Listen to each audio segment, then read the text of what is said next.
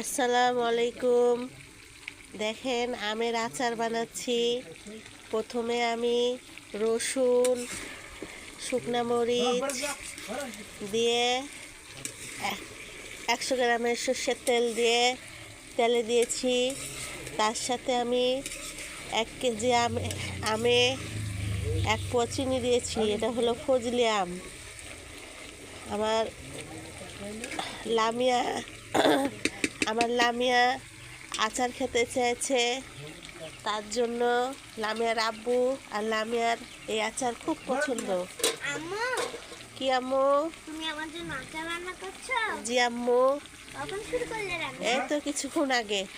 এখন আমি ডাল সম্বারা, জিরা আর সরষা ভেজে বেটেছি।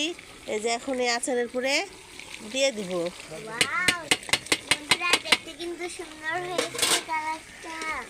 দেখেন, যখন আমটা লাড়তে লাড়তে পানিগুলা শুকিয়ে যাবে, তখন আমটা খুবই সুন্দর কালার চলে আসবে।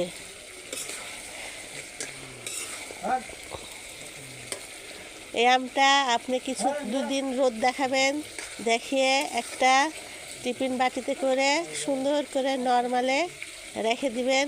মেলা দিন রেখে রেখে খেতে পারবেন। আর যদি রোদ না দেখে রাখেন তাহলে ছাতা পড়ে যাবে। বন্ধুরা আপনি টিফিন বাটি বা কাঁচের বোতলেও রাখতে পারবেন। এই যে আমার লামিয়া বুড়িকে দেখেন, এই যে আমার লামিয়া বুড়ি।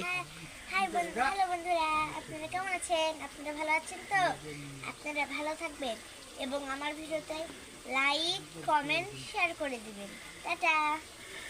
এই যে আচার লাল হয়েই আসছে। এই যে সেই আমের আচার তৈরি হয়ে গেছে লামিয়ার।